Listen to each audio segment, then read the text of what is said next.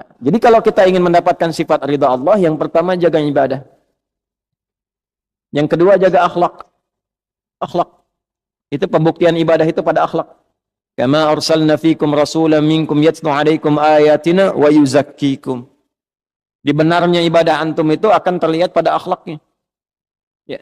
Salat itu apa? Pembuktiannya. Tanha anil fakhsya wal munkar. Inna salata tanha anil fakhsya wal munkar. Nah, fakhsya wal munkar itu kalau bisa dihindari, ya, itu adalah akhlak perwujudannya.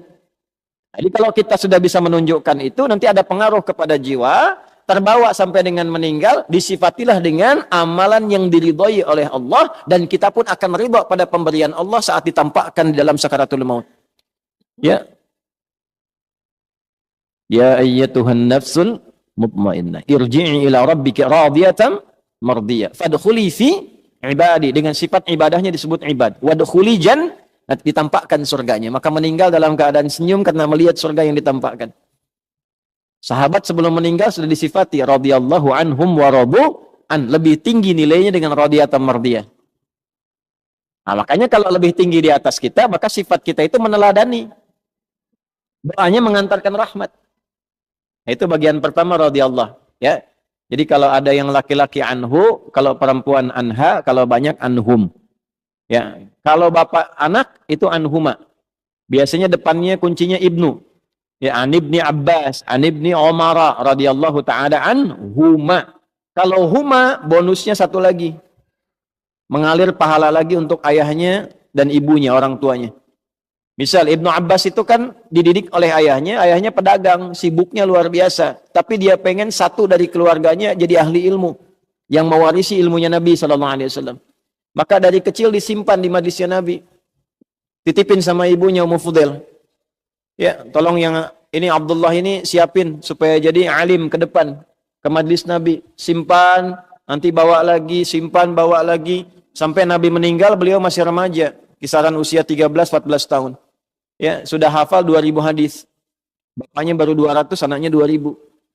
Didoakan oleh Nabi, Allahumma faqihhu fid din wa alimhu ta'wil. Kemudian disebut turjumanil Quran, jadi pakar Al-Quran, jadi ahli fiqih. Nah, setiap beliau menyampaikan satu hadis dari 2000 itu pahala mengalir pada orang tuanya. Makanya disebut dalam kitab ulama radhiyallahu taala anhuma. Sebagai tanda Abdullahnya dibuang, Abbasnya dimunculkan. Karena inisiatif mendidik anak itu datang dari orang tuanya. An ibni Abbasin. Ya.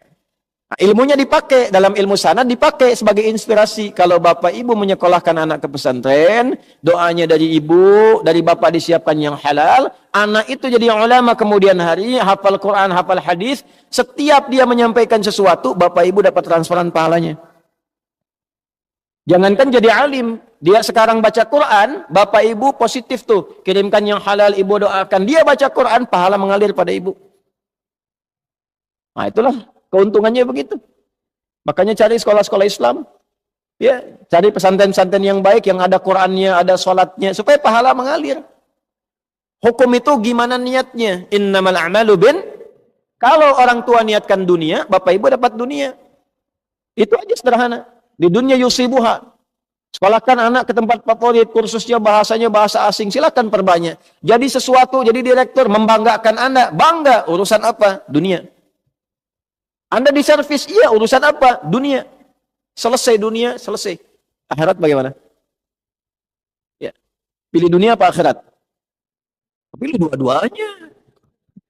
Doanya Rabbana atina fid dunya hasanah wa fil akhirati hasanah wa qina adzab. Nah, makanya cari pesantren yang bagus. Quran diajarkan, sholat diajarkan, kenal sunnah Nabi diikuti, sirah para sahabat diajarkan, tidak melupakan kebutuhan-kebutuhan duniawi, konteks yang paling kini. Jadi dokter dia yang hafal Quran dan paham fikih kedokteran. Masa yang mengandung perempuan yang periksa laki-laki?